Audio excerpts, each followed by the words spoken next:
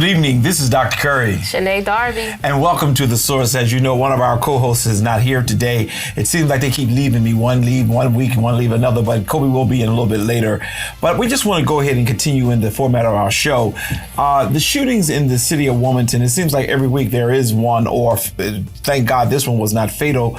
But on last Wednesday around 7:55 in the morning, which is really early, a 20-year-old man was found shot. So, and I'm just trying to understand what's going on. It was around 9th Street, 9th and was it the 500 block of East 9th Street? Mm-hmm. Do you know anything about that? Yeah, no, I heard about it this morning as I woke up on news break, so I haven't heard much about it, but yeah, it's going to continue to trend, and it's getting warmer too, so we should just be expecting more, just the pattern and nature of it. So yeah, how many? Now, early on our show, we have as you know, we have the Coffee with Curry, and I had an opportunity to interview Councilwoman Harley, and she said that y'all have a phone where y'all get all of these shootings, because I know I was concerned. I challenged all the city council members to have a conversation on some of the things that we talk about here on the show. And just so happened that this was one of the things I challenged her on. And I said, how come there's no real transparency? And she said there is transparency because whenever there's a shooting, it is text to your phones, I guess a city phone. Do you have a city phone as well? I do have a city phone. I don't get text messages. Never heard of that. So you're saying you do have a city phone, but you don't get text messages on that phone? No, not about shootings. I'm confused. I didn't even know that was a thing. Okay.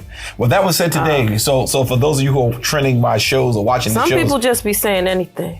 Well, I don't want to say that. No, you don't have to. I will. Okay, but so I think, and also I misunderstood, and I want to make sure maybe I have to go back and listen. But I thought I said that whenever there's a shooting in the city, it automatically texts to all city council members that there have been a shooting to their city phone. No, my city phone is in my bag. I have my city phone with me. Okay.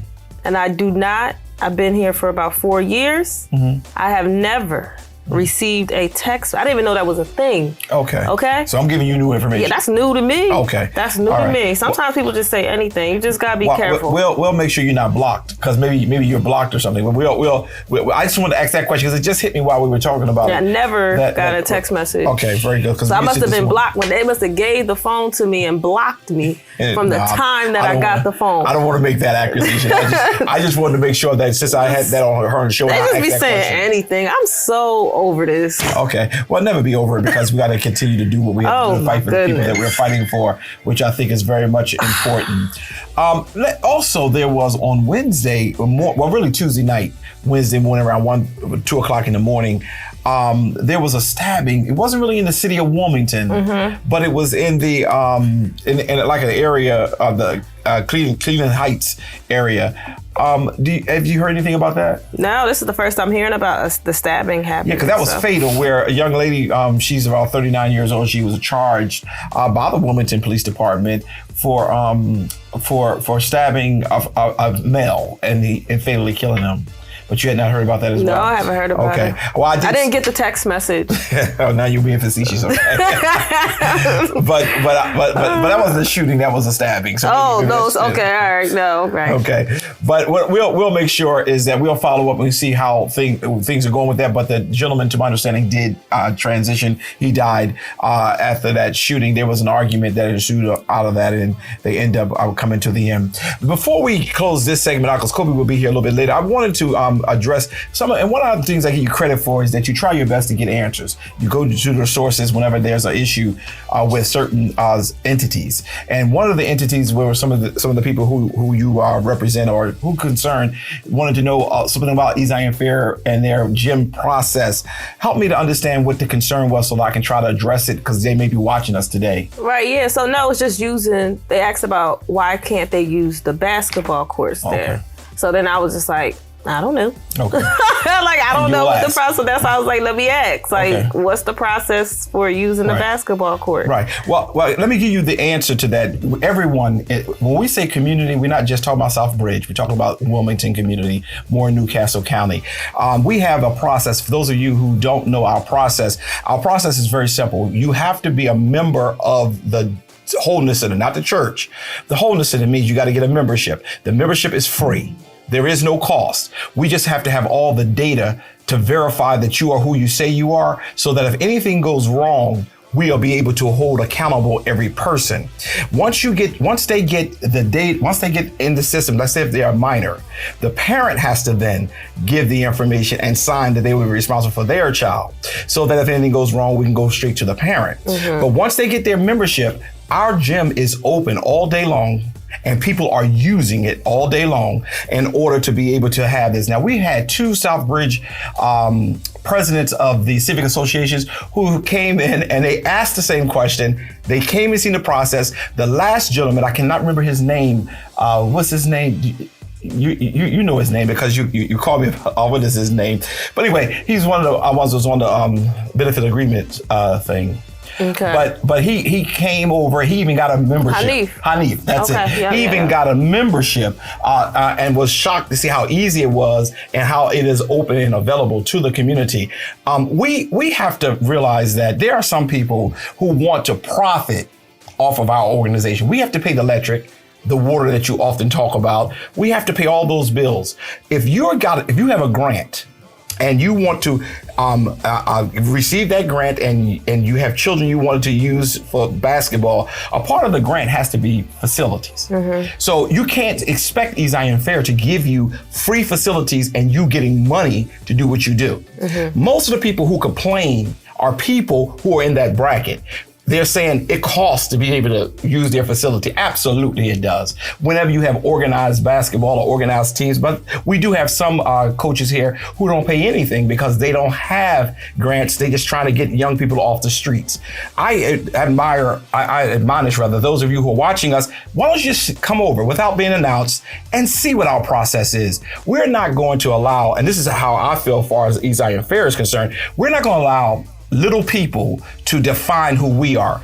We paid for that facility $3.7 million, didn't get a dime from anybody. We did that for a community that we are invested in. And for those individuals who believe that, we can just run over them, this is not going to be a safe haven for dysfunctionality and things of that nature. You have to follow the process. The neighborhood house is using it. Their aftercare program, their children are over here. They're using our facility. It is a safe environment, but you gotta follow the process. Where there is no process, there's chaos. So for those who think we should just open the gym and allow anything to happen, wrong. We have a process. We do not charge once you become a member of the Wholeness Center, and it does not cost a dime. And I'm not just talking about Southbridge, Wilmington community, because some people think it's just for Southbridge. It's for everyone, because I am a community pastor, not just for one section of the city. So I hope that you will get a chance to go over and get a membership too, because you're getting a little bit older now and you may need to work out. We have an inside gym, we have an inside track, we have a weight room where you can tighten up. Because did you have your dance with the Kappa yet? Not yet. Okay. Well, so you can get stronger for your Kappa friend. But we do have several things that's going on in that gym, and we even got some programs I think you'll be aware of, and some of them are in your district who are coming over here to work on their programs and didn't have money, so we gave them facilities in order to do it. All right. So I hope that answered. But if not, you can still question me, because I think that in order for us to stay strong, we have to know the truth. And you said, ask the source. You asked the source, and I wanted it to be asked also on TV for those of you who are watching us. Anything else you want to do in that area? No, nothing. That's good. But please make sure you come and see our facility. Please make sure that you bring, if you have young people who you want to be a part of, and after school they want to play basketball, please know you have to sign them up. Once they're signed up, we'll let them come in. They get an ID card, and they'll be able to come and go as they please, as long as there's no disruptions. If they are, we will revoke their membership immediately. Guns, violence is totally unacceptable. When we see it occurring, we immediately expel, because we will not play that. We're doing it for the community. So we're going to take a quick commercial break, and we're going to come back to the Shané corner. We'll be right back. Hello, I'm Jamal Womack. I'm the director of Olympus Academy here in Wilmington, Delaware, and we just wanted to let you know we are here. If you're interested in learning about basketball, if you're interested in getting better in basketball, if you're interested in finding a school that puts all of that together, the academics, the basketball portion, and if you're not local, you can actually stay on campus with a staff that's committed to making sure you're safe, making sure that everything operates in a function to progress your career and your academics. We are the school for you. We are growing. We're gonna go so high in a limited amount of time with your help. We can't do it alone. So if you heard what I just said and you believe that Olympus Academy is the right place for someone you may know, whether it's your son, whether it's your nephew, whether it's your grandson, please contact me. You can reach me at my personal email, which is jmack03@icloud.com, or my work number, which is 718-483-0290.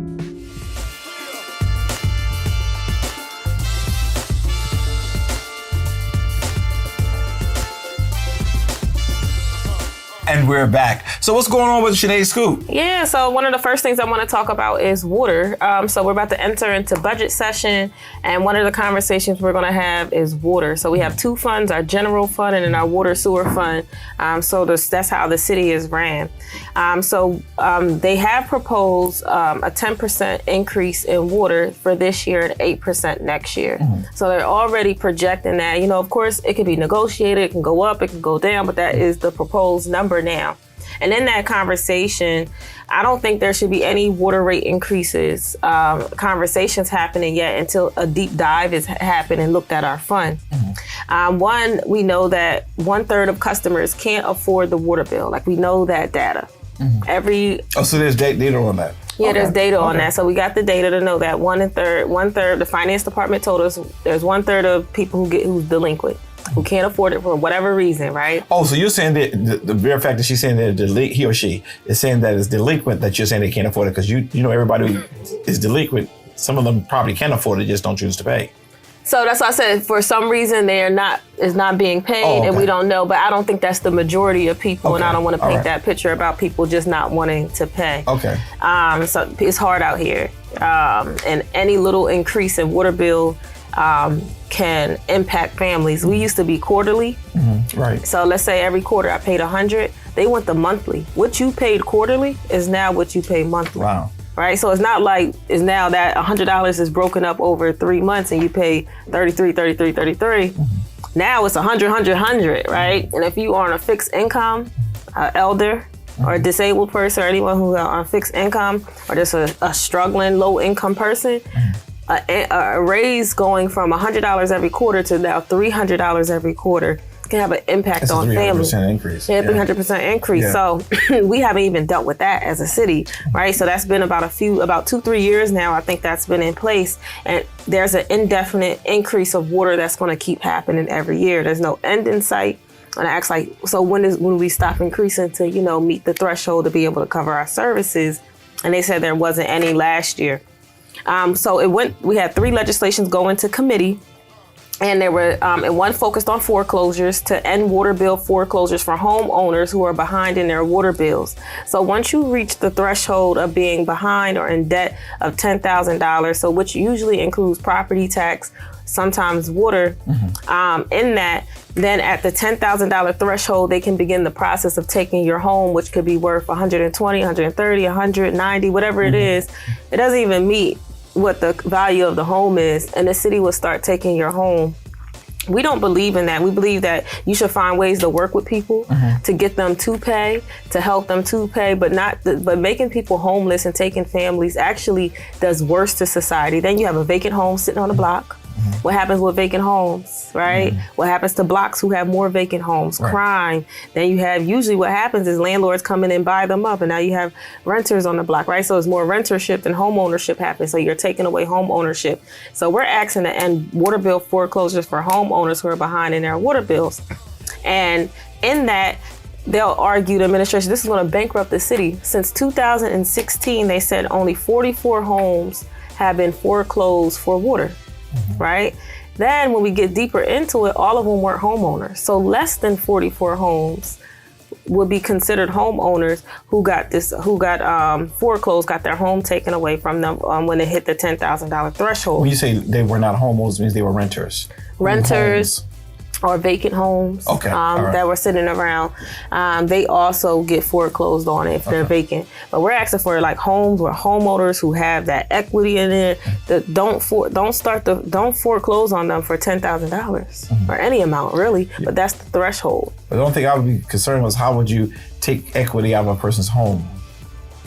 What you mean take equity out? In other words, if the house is worth $150,000, they only owe $10,000. You're saying don't foreclose on it, but take something from that equity is what you're saying? No, I was just saying that when the equity doesn't match. Oh, okay. So like the home is worth $120. You're taking my home because I'm behind $10,000 of water bill. Well, the question I asked that question to Miss Councilwoman Harley. Excuse me for. Okay. No. We gotta add because you gotta have two sides to every story, and she's saying that it happens with both. Is that true? No, at the finance meeting, she wasn't there. Ask her where she was. Okay. She wasn't at the finance meeting. Okay. She didn't show up. She didn't vote. Okay. Her voice wasn't heard. Okay. She wasn't there. Okay. At the finance meeting, Brett, who's our finance director, came and said 44 homes since 2016 have been foreclosed on. Okay. He said that out his mouth. Right. That I agree with. We agree with that. Yeah. Okay. So saying that it's only partial or some, she doesn't have her facts or correct. Yeah, I made a mistake. Let me correct myself first.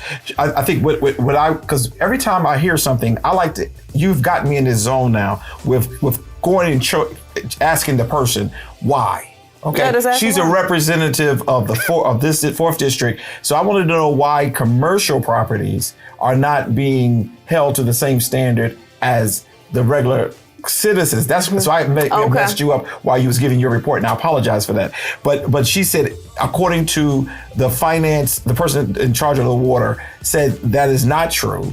That both the commercial and the private are being held to the exact same standard as it relates to them. If you don't pay your water bill, it gets shut off. And I think you and Coby was saying, no, that's not true. So I'm just trying to hear that to make sure that I understand. That's not true. The finance director, Brett, came, and it's not true. Mm-hmm. They do not do water shut off the same for commercial and for residential. Okay. At all. He said that out his mouth at the meeting, and she wasn't there. Okay, well, both of y'all said it. He said it. Okay. All right. She wasn't at the meeting. Okay. Like, she wasn't Was there. she on the Zoom? She wasn't on the Zoom. Okay. She didn't ask no. She's actually the vice president on the finance committee and did not show to vote on water legislation. Okay. She did not show up. Okay. All right. Like, at all. She wasn't there. She didn't ask Brett any questions. She wasn't there. So I don't know why she's speaking on it. Well, because I asked questions. Okay. That's going to be important. So like for me, I'm gonna talk about the legislations, and she can talk about whatever she wants to talk about. Understood. But with the foreclosures, so end water bill foreclosures for homeowners who are behind in their water bill. We're gonna end water shutoffs for households that include the elder, disabled, or children under 5. So you can still collect, but we don't believe in cutting off people's waters. And what really happened was there was a moratorium that stopped all water shutoffs during COVID. Right. In the middle of COVID, the administration said we're going to allow water shutoffs to continue. Right. As city council people were sitting home because of COVID. Now we're going to cut people water off. So then I put in a piece of legislation to continue the moratorium. It failed. I then put in a piece of legislation to end water shutoffs. It failed. I then put in a piece of legislation to end water shutoffs for households that had elderly, disabled, or children. It didn't even make it out of the committee. So I'm bringing it back up. It's a different council. It's a little bit different than it was 2 years ago. Different people. It's different politics. It's an election year. And I understand the water sewer fund way more than I did 2-3 years ago in regards to like understanding the numbers and having many conversations with Brett and the Fees and Fines National Program. So now I can speak to data and numbers about the water and how ending water shutoffs for that specific group will not impact Wilmington's bond rating or Wilmington's water sewer fund. Those things are not true, right? Based on the data information we have on like how many water shutoffs happen, what does that equal, and what does that mean? It's not, and it has actually a worse outcome for families than it would have an impact on the city's budget or anything on the city. The third thing we're asking for is to hire someone to help Wilmington develop a water affordability program. So last year, the city, we always had a water assistance program, but it wasn't permanent. It was through because all of the money we got, via COVID. So it was like, hey, let's set up a water assistance program. Cool, they set it up and they help families who are behind in their water bill. So last year, City Council said, we're going to make it a permanent program in our structure. Cool. The issue is that this only helps homeowners and people who are behind by 3 months. So they wait for you. Well, we're very reactive. We're a reactive city council and a council that's not transparent. So they wait for a customer to become delinquent, knowing they can't pay. For whatever reason, they can't afford it. I don't want to get into the reasons why someone can't afford it, but for whatever reason, they're not paying it. They can't afford it. We wait for them to get in debt. And then we say, you know what? We got a little bit of money to help y'all.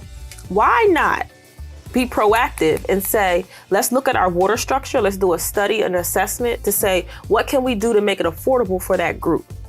What can we do to make it affordable and more incentivized for them to pay?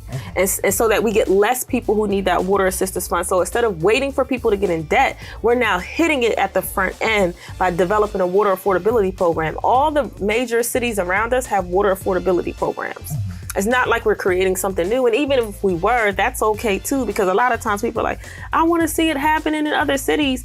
Why can't we just be the first, right? Why can't we know like this is a good thing? Let's be the first. But this is happening in cities that are creating this to create safeguards when we do water increases, and to have safeguards so we're not putting so much money into a water assistance fund. We're putting money into how do we develop a water affordability program? How do we help families who are most vulnerable from getting shutoffs? How do we help the families who are most vulnerable who are homeowners to not being homeowners anymore? And we know the importance of home ownerships in communities in regards to economic stability, especially for Black communities and low income, and having home ownership. So we believe in trying to keep people in their homes, not to take their homes. And how do we get people from the front end to say, how do we make it affordable? Right. Okay. So that was the conversation. So I was really shocked because I didn't think my legislations, that the 3 that I had, was going to pass out of committee. It actually passed out of committee. Because what they realized when Brett got in front of them and start talking the data and information, hold up, what y'all told us doesn't make sense. Because they're telling us, by my 3 pieces of legislation, the water fund's gonna go bankrupt, and we can't have affordability, and we have to do foreclosures, and we have to shut people's water off. But when they sat there and listened to Brett, the finance director, not Councilmember Harley, who's a city council person, doesn't know what she's talking about. We're talking about Brett, the finance director. They heard it and they voted it out of committee. People I thought who would never vote for it. Right? Well, one of the things I guess you're learning from that is that you were able to sit down with, you were able to get the persons who knew the data, and was able to get some of that information. Yeah, okay. After he started talking, it was like, okay, that's what you're saying is going to bankrupt us? Under 44 homes since 2016. My daughter was born in 2015. It was her birthday. So I was like, that is 8-9 years ago. 8-9 years. You're saying 8-9 years of not being able to foreclose those homes would have bankrupt us for $10,000 threshold? Make it make sense. So they heard that. I didn't even have to say much. Other city council persons heard that, and she wasn't there. Okay, I want to make that very clear. She was not there. And then another conversation that happened that night was around fees and fines reform. So we talked a lot about booting and towing practices. Okay. So we're asking for the city auditor to do an assessment on booting and towing, on the practices that are happening. And then we're looking for recommendations to improve it. So we know that there's a lot of people came out last night, well, not last night, but at the committee meeting, at the finance meeting, to talk about the issues they were having with communication with our department, right? Being able to like appeal a ticket or different things that were happening, or like how it's just unfair in regards to how someone got towed, how someone got booted. If I'm on my way to work, you boot me, and then you ask me for $500, I'm losing out on money. I can't even get to work. It's like that conversation. I actually do agree with you. I always think about it with child support, right? How do you expect someone to pay the child support if you suspend their license or if you take them to jail? I don't believe in those things, right? In the punishment, I don't believe in. And I believe child support should happen? Yes, but not the punishment that happens. So it's kind of like that. Like just because someone's behind on their fees and fines, you then boot them, the very vehicle that's going to take them to go get the money. Now you're taking from them, and now you're asking me to do that, and then it accrues every day. Yeah. So then I can't get the work. Part, I disagree with totally. But if a person is, if there's no penalty for not paying your boots, I understand you talk about process. What is the policy, and is the policy fair of how they're doing it? Is what you're saying more? Yeah, it's the policy fair. All right. Okay. But do you know also it's actually double jeopardy? Do you know they also partner with the DMV to stop you from doing stuff at the DMV when you're behind on your tickets? Oh, I didn't know that. Yeah. Wow. So they do that and they boot you. And tow you. Okay. Well, I better pay my fees. Okay. So it's not like there's already not a process. The city just added stuff. Okay. With the booting and towing. And then most of the money goes to the booting and towing company. They used to keep, let's say I owe $200. If I can't pay that $200 and I missed the 30-day to pay it or whatever the time frame used to be, then they can keep my car. So I still owe the $200 and my car is gone. Right? That's just not.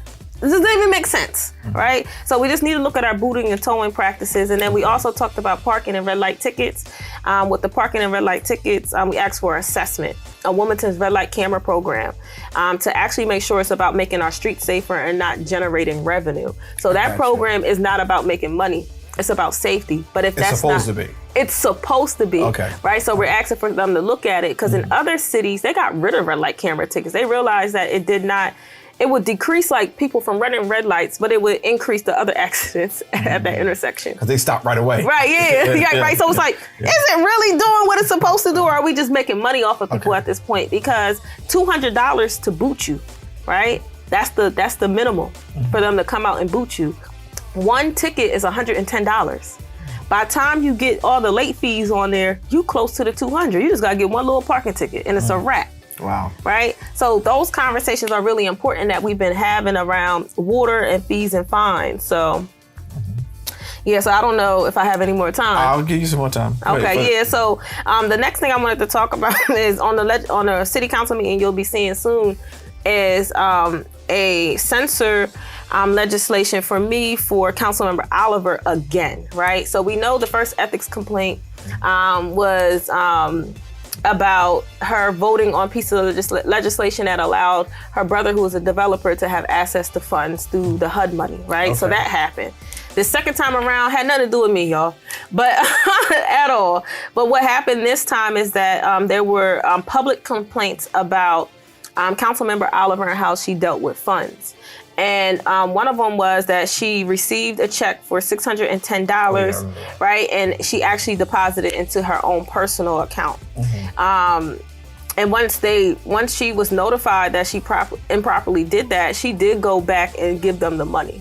But if they didn't notify her, would she have realized and gave the money back? It's questions to be answered. And then there was another one where she was with the Eastside Community Association, who had an event, a salute to women veterans. It was for $4,900. The check was given to her at her request. And I think that's an issue with staff, right? Council people should not be touching checks. There's no way. I'm not touching a check. Y'all not getting me, okay? That's my policy. Like, you are not getting me, right? And what happened later is that Councilmember Oliver deposited the check into the Eastside Community Association's bank account, even though the account was closed or inactive. But she said that she did that because she was on and off the board for years. What's really important is that we do a financial disclosure every year. In my financial disclosure as a city council, I have to list down any credit cards I have, any boards I sit on, anyone I'm associated with, right? And as a city council person, if something comes up, like my nonprofit got money through Newcastle County to do lead. When a legislation came up about the program and the city of Wilmington getting funds to do that, I was like, I ain't voting on that because I know my nonprofit is getting funds from that, right? So you have to be ethical. You have to think about who you're connected to and how you're voting, and actually read the legislation to understand, I don't think I should be a part of this because I'm connected to that organization, right? So she's connected to that organization. So she should never receive the check. Okay. 2, she should never had, she should have disclosed that she's on that board, on and off the board, as she said, right? So those were like 2 of the things that were an issue. My thing is, a lot of city council people feel like when they're in this role that nothing can't happen to them, right? Reprimand, it doesn't mean anything. But I actually think it's important to hold city council accountable for their actions. And no one is doing that. They're quiet. This happened in November. I was told that there was going to be one from leadership. Never happened. Right? They was like, oh, we're just going to let it rock and roll. Like, forget it. No, we're not going to forget it. It has to be addressed. I don't care if it was Jesus. Okay? If it's Jesus, you're going to have to care. But go ahead. Okay? I'm going to hold him accountable too. Yeah, well, he'll come out clean. Okay? Yeah. I'm going to hold him accountable. I don't care who it is. They're going to be held accountable, right? You need to be held accountable for your actions. And city council, we have to do that. If we don't do these things, stuff like this is going to continue to happen. Understood. Right? And we have to stop it now. So I'm not looking, and a lot of people is like, I guess she must have fell out with the administration. So now she's looking for her friends. And I'm not looking for friends, honestly. I'm just looking to do the work. I'm looking to hold people accountable. I'm not looking for any of that extra stuff. So when you say, like, for example, one of your last comments is that she must be on the outs with the administration. This came up, I guess you brought this back to the floor. What? This legislation, this censure. Yeah, I brought it back up to the floor, so it'll be up at the next city council meeting. All right, so you think that is there something dealing with the administration that she's feeling? Because if you listen to the concerns from the check to the not disclosing, it's unethical. If this is true, I don't know the facts of any of this. If it's if it's something that they can really bring forward, obviously there's some fact finding has occurred. Yeah, they already did the investigation and it came out as true. Okay, well, if these things are true, then I'm just trying to figure out, how does a person say we can't censor her? Yeah, no, they don't want to. They don't want to hold her accountable. But it's not even about, it's about the people have elected you all to represent them. Being unethical in any way is inappropriate. I agree. So we acknowledge it. If she rebounds from it, let's thank God she'll never do it again. If she doesn't rebound from it, which some have not in some cases, then you should have never done it. Right. Well, this is her second ethics complaint. I heard, yeah. So this is like, it's a continuous behavior. And imagine the stuff that we haven't even addressed yet, right? Because that first ethics complaint was just about HUD. If I have asked for a review of everything since she's been here, it would have been a whole different animal, right? So like, we have to be very clear, like those behaviors have to end, those behaviors have to stop. And if we don't say anything, then we allow it and continue it and we're complicit with it, and I'm not. So it's going to go on the floor for a censure. Yeah, it's going to go on the floor for a censure. And I guess we'll watch the votes. You'll come back and you'll let us know. Because I would like to, and again, every time I hear something like this, I ask our council person, I ask the general counsel, I invite all of them to come to the Coffee with Curve because they get a chance to talk. See, if you come on this show, you got to say stuff real fast. If you come on the Coffee with Curve, you can sit, you can talk, you can share your truth. We want to see what's going on. So I do hope you'll do that. Go ahead and do your last one, and we're going to go to a commercial break because our Coby has come in. Yeah, so the last one is about, I think administration is overstepping their powers, and I'm a blatant out just call them that they've been bullied. They've been big bullies since I've been there, since day one. So they sent out a memo a few months ago, and I've been like telling them, like, this doesn't even make sense. They told city council, so we're equal branches. We're supposed to be. That's right. Equal branches. The administration writes a memo to city council and tells us that we cannot contact departments. We have to go through them to talk to any department heads. Really? Yes. One, who are y'all talking to? Because they can't be talking to me. We are equal. I am not. It's like this parent-child relationship. You can't tell me what to do. They can tell their department heads what to do. That's a different conversation. They can tell their department heads don't talk to city council. They can do that. But the audacity that they think John Rago, Tanya Washington, and Mike Przicki think they can send a memo to us and tell us what we're going to do, disrespectful on every single level. But can I say this to you? And I want to say this, and I know that you're going to still love me because we're good friends. But honestly, your good friend Hanifa Shabazz is the fault for that. And you may say, how could that be? When she took all the power from the president of city council, it is like they run the show. He has no power. He has no power to even fight back. He has no power what goes on the floor.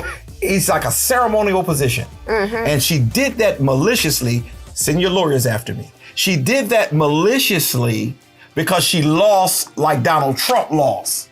So she stripped Trippy, who had won, of everything, and the people who were around her helping her to strip him. I agree. Helped the administration. No, So I for everybody agree. who's listening to us, watching us, please understand, I've heard some criticism about Trippy, or Mr. Congo, I like to call him Trippy so you'll decipher the difference. I don't criticize him because I know he's in a powerless situation. Yep. Because it was snatched from him. It was taken from him. It was raped from him. And when I'm sitting here listening to you, it angers me. I was quiet your whole little report. But then I'm starting to say, they tell about what you can't do. You are absolutely right. There's two branches of government that is equal in the city of Wilmington. The city council and the mayor's and the administration. For them to tell you all what you can't do is a sign that they are following the trend that has been set in city council where y'all work for us. Yep. When I told I talked to some of my mentors who used to be city council people, they said that could have never happened when we was on there. But, and I'm like, because the city council would have raised up and said, no, you wouldn't be by yourself raising up. I'm by myself. But he's been stripped to a place where what can he do? Because all right, we way out of time. Yes. So I am so sorry. We will continue next week. Yeah, we're gonna have to, because that topic, and anybody want to call me, because I'm going to reiterate. All the power was taken from city council, but you still can have your voice. I still have a voice. Like you're using yours. We're going to take a quick commercial break. Coby is here, and we'll be right back. I am Tony Prado, Communications Specialist for the Blood Bank of Delmarva. We are charged with keeping all 19 hospitals in the Delmarva Peninsula stocked with the blood products they need for various hospital patients. The only way we can help those folks is by convincing people to donate blood. It's something that we cannot produce synthetically in the lab. We need people to donate their time and their blood in order to make that happen, whether you're giving whole blood, double red cells, or platelets. And we'll take those products, we'll test them, make sure that they're safe, and then distribute those to the hospitals as needed, including in hospital emergencies, trauma events that occur in the flash of a minute. And we ask you to help us. Go to delmarvablood.org or call 1-888-8-BLOOD-8 to schedule your appointment. We're celebrating National Blood Donor Month to raise awareness. And as I said previously, we are asking people to donate once per season, whole blood, or you can do double red cells twice a year, or you can do platelets every 2 weeks. Whatever fits your schedule. It's a great way to get back to your community, sit back and relax and donate some blood. And if you're like me, you don't have time to coach Little League or volunteer at the soup kitchen, donating blood is a legitimate way to get back to your community. You're gonna be saving lives and you're gonna feel good about it. I promise you. Thank you for your time.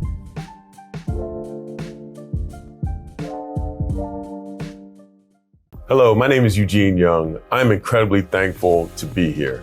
I am a candidate for U.S. Congress, and I believe when it comes to Congress, it comes to service. One of my favorite lines about service is you can't lead without loving, you can't save without service. So what's the depth of your love, or what's the quality of your service?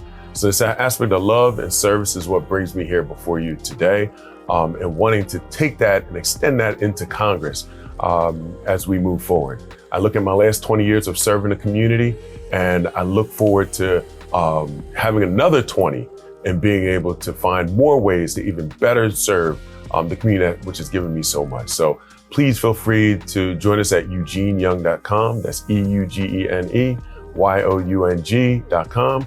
That's eugeneyoung.com. If you're interested in volunteering or donating, it could be $5 a month, it could be $100 a month, it could just be a standard donation of $10. We appreciate it all. Thank you so very much, and wishing you a wonderful, beautiful day.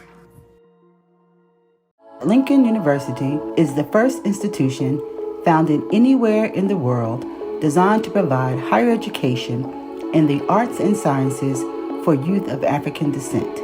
Today, Lincoln graduates continue to make names for themselves in business, the sciences, religion, education, law enforcement, as well as many other fields, continuing the legacy to learn, liberate, and lead.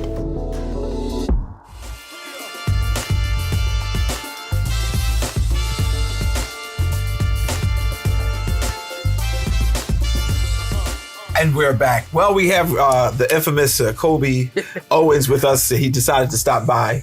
Shané done got me all excited, mad, and angry. I was so cool, calm, and collective until we got to that last point of yours. But thank you for keeping my blood flowing. I'm getting older now, so I need my blood flowing. Coby, what's going on with the Coby Corner today? Yeah, so I want to start with, I said last week that this past week we will be having a committee hearing on the universal free breakfast and lunch for students. It was held on Wednesday. It was an extremely long committee hearing where the committee chair, Kim Williams, was trying to grandstand and stall to make sure that people did not give public comment and left. But everyone who was there was committed to the calls. And if they did have to leave in person, guess what? They jumped on Zoom.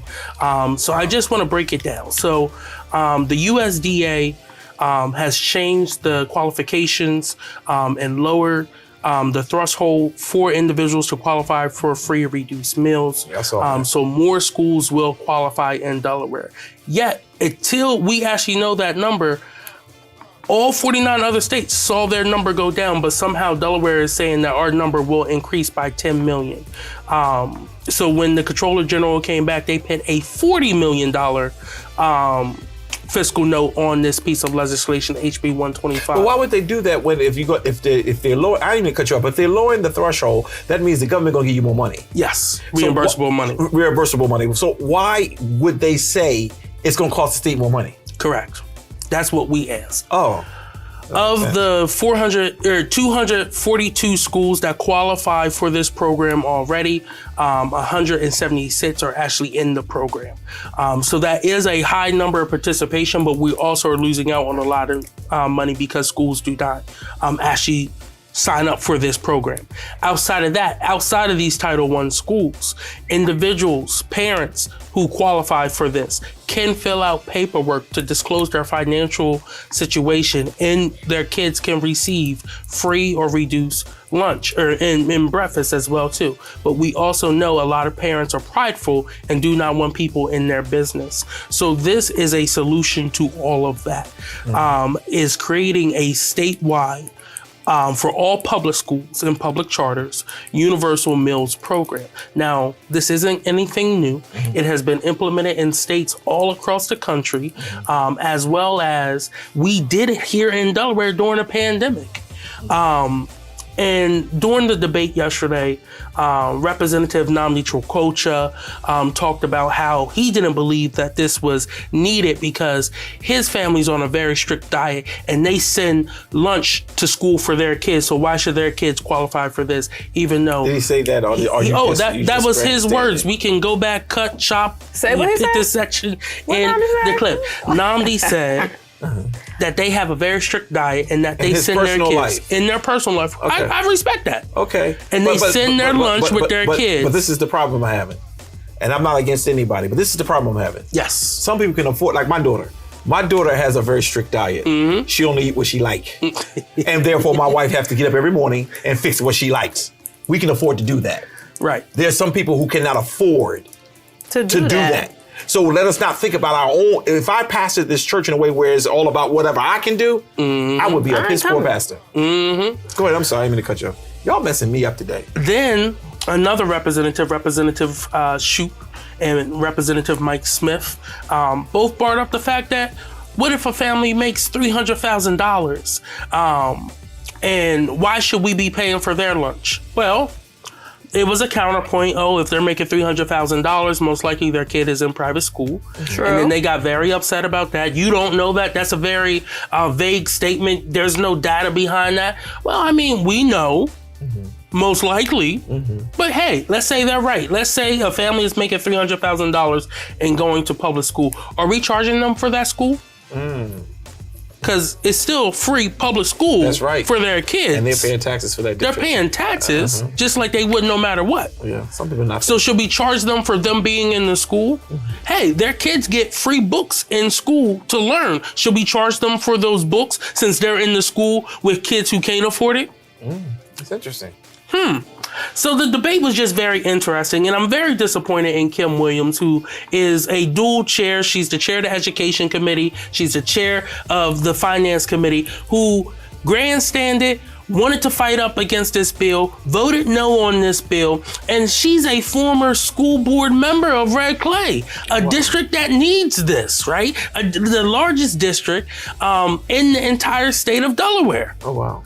That would have great impact for kids in her district and kids all throughout the city of Wilmington as well, too. Where is she representing? She represents the 19th area, so like Stanton area, Corcoran Highway, Is that it area out there. economically strong? It's a mixed income area. Okay. You have a lot of minorities who live there, especially a larger Hispanic population that lives out there. But it's middle class out there. Okay. It's middle class. There's a lot of people who are struggling. We have to also recognize times are what they are right now. Okay. Gas just jumped 39 cents. Talk about it. That's Groceries are... Oh. Water keeping. How's your electric bill? Groceries are more expensive right now. You got to pay for a bottle of water, and now they're selling air in cans now. It's crazy. They are monopolizing everything. And why these prices are rising on a serious note, why these prices are continuing to rise, right? Yeah. I don't believe that a student who we required to go to school, right? We require them to go to school to a certain age. So they have to be in this building for a certain number of hours. We should not be saying, hey, if you don't have the proper financial situation because of your parents, you should suffer. And, then it was brought up, back in the day, kids used to get a cheese sandwich if they couldn't pay. And then, Kim Williams got up and said, that doesn't happen no more. We legislated that away. And then, of course, she called one of her allies from the DOE up, the Department of Education, to talk about this and say, hey, no, this doesn't happen. And then when the question was, so what happens when a kid does not have the money to pay and they're not on the free or reduced lunch? They may get a different type of meal, but it still meets the quality. They still have to get fruit or vegetable. And instead of giving food already. Instead of getting like a chicken, baked chicken, they may get, not a cheese sandwich. They may get a peanut butter and jelly sandwich or an Uncrustable. I'm sorry, we said the wrong type of sandwich. Yeah. But if I see that, can I identify that person does not have the money to buy their lunch? Yes, which creates a system of bullying and harassment because of lunch debt. And no one should be bullied because of that. We know it happens already. We had students who jumped on the call who disclosed, hey, y'all just said, there is no way to identify people who get free or reduced lunch. And students who just had lunch earlier that day was like, yeah, I could tell you every student that gets free or reduced lunch. Not because they said it, because of whether it was the lunch lady or the school said something indirectly, not thinking anyone was paying attention. Absolutely. So it's being disclosed. So that's why it's so important to pass something like this. That's why I've been so talkative and passionate about this bill. We've been organizing with BSUs up and down this state. We have built a very strong coalition of 25 different organizations up and down this state, and even some national organizations. Shout out to the Food Corps of America who have come on board and helping organize.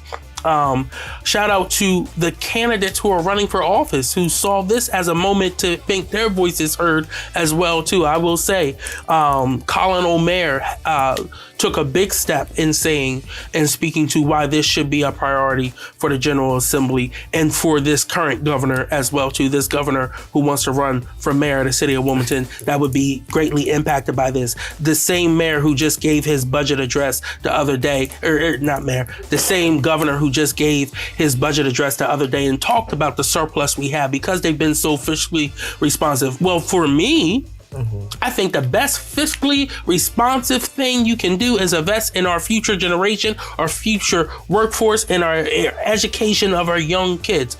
That has not happened. Yeah. Now, where does this bill go? Like the university mill, I know I'm in support of it. Yes. But the question is, where are we with the bill? Yes. So it passed out of committee on Wednesday. So even though she voted against it, we still were able to flip enough people to get it out of committee, and then got 3 Republicans to go not voting. So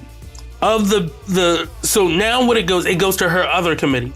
It goes to her money committee for them to debate whether they want to fund this or not. Now, let me just say this. There has been multiple things that they have provided funding for that was not in the governor's general operating budget recommendations. And again, the key word there is recommendations. The budget is a recommendation. The legislative body can change what they want to make a priority for funding. They have the power to do that. Why? Because they are an equal branch of governance as the executive office, right? They're the legislators, you have the governor, and then you have the courts, right? And all of them seem out of whack right now.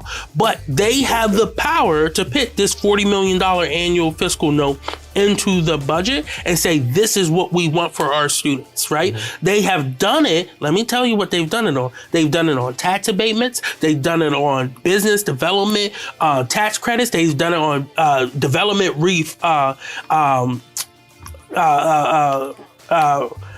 not refinance, refundable tax credits, and refundable opportunities like the Downtown Development District. They have put money into programs like that.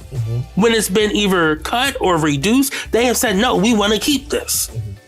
Well, for me, I would prefer, and again, I always look to where can the money come from, right? I'm progressive, but I could be fiscally conservative too. Okay, so I think, how about this? We take $40 million out of the budget that they have in the Downtown Development Fund and put it towards developing our youth. I think that's a great instrument. You mean Wilmington? We need that $40 million. Well, not just Wilmington. It's for the whole state, even though Wilmington gets the vast majority of it. And of the vast majority in the city of Wilmington, it goes to one developer called Bikini Pollen. But again, they have enough. They can go to Deco and get some food. Campaign. Oh, I don't care about them. They can go to Bardea. They can go to Bardea Estates, right? They don't need extra money for meals. So I think let's take some of that money and put it to the actual students. Okay.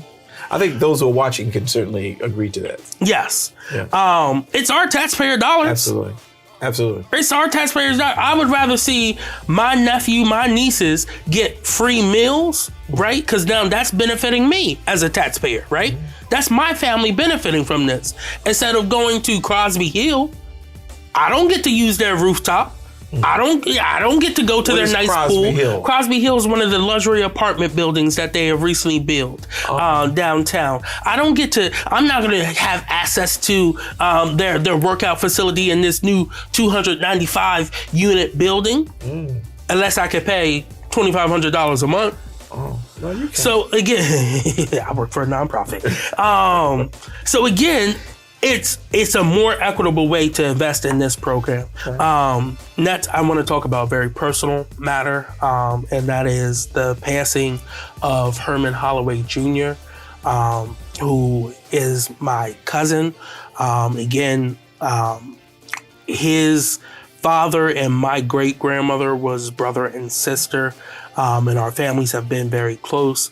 I actually had one of my first jobs ever was working at the King Center. But last week, after the filming of this show, his health took a turn for the worse. And family went out there. We stayed out there all 3 nights with him until he passed in his sleep. He's at rest now. He's not suffering no more, but I do want to highlight the fact that Herman, regardless of if you agreed with him all the time or not, because if he ain't care, he's still going to get his point across. That's why I like him. He was still going to get his point across, and I know me and him have had a ton of debates about policy and everything.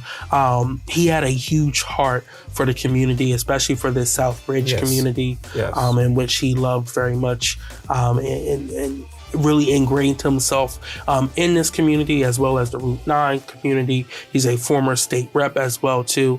And then of course he is the son and namesake of our first African-American state senator, Herman Holloway Sr. So again, he's up there creating good trouble with his dad now. But again, I just want to keep the family, his children, Tracy, Lisa, Herman III, and Marlo, and mine, as well as his grandkids. More information will be released about when the funeral is. I don't have that information as of right now. They are looking to probably do it on March the 14th at the Congo Legacy Center. But if there's any changes, I would recommend you go to Congo Funeral Home and look on the obit, right. The website. Yeah, and I just want to add, and all of us have personal stories that we can talk about. A big wealth of a man. I personally came over to the South Bridge section. Now, East Zion Fair has a 105-year history with South Bridge. They moved over to downtown, and then we moved back when I became pastor. And I remember coming to the Civic Association meeting, and I said that we're going to build a church, and I was just going on and on and on. And this loud, verbose voice said, "Carrie, you can't tell us what you're gonna do. You're here to ask permission." And I was like, who is this guy? And he did not take tea for the cold. We became the best of friends. He would call me many Sunday mornings and say, "Pastor Carrie," he always called me Carrie. He didn't call me Curry. He said, "I just listened to you preach and you set my soul on fire." He would do little things. But this is what I want to say about Herman. If he believed in something, he stood on it. Mm-hmm. People couldn't convince him otherwise. He was very loud in his position. And he said, if people do not stand for something, they'll fall for everything. And I will miss him. When I was even doing my final project that I'm doing over here in the South Bridge section, the first public figure to support that, even before the elected officials supported it, was Herman Holloway. He wrote a long letter. And he said, "I'll have," what's his sister's name?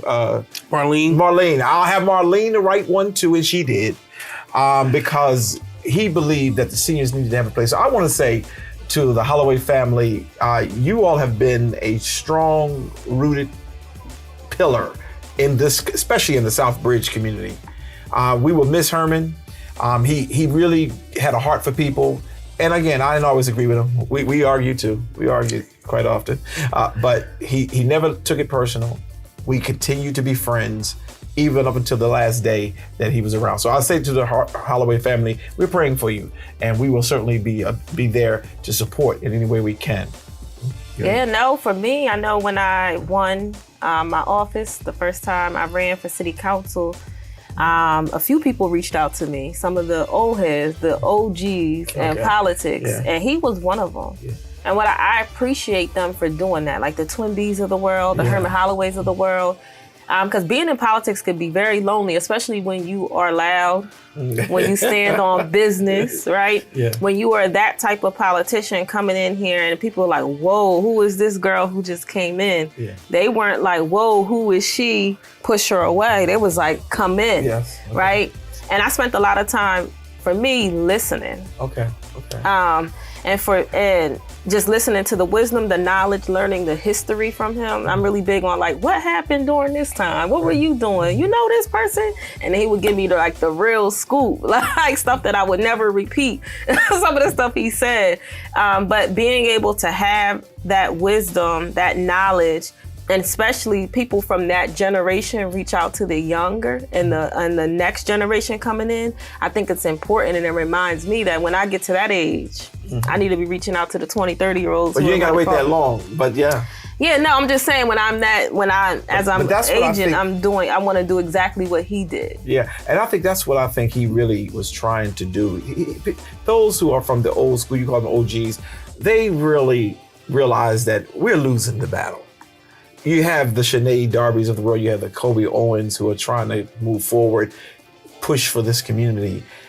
It seems like it's very limited people. At one point during his time, he would talk about all the people who got together, strategically planned, made sure the wrong person didn't get into the mayor's office, didn't get into the governor's office. They worked together.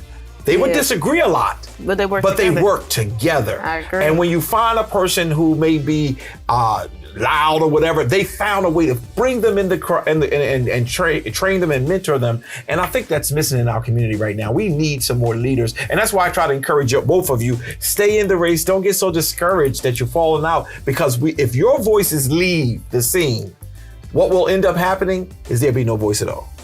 There'll be no voice at all. Herman, up in heaven, making good trouble, as your cousin have said. I just hope you ain't making no trouble up there. Rest He now. is making trouble. He already said something about something not being right. Yeah, the Lord get ready to reject him. But Herman, have a good rest. We appreciate you to the family. We love you and we're praying for you.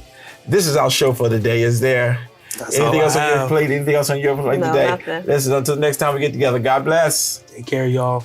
Have a good one.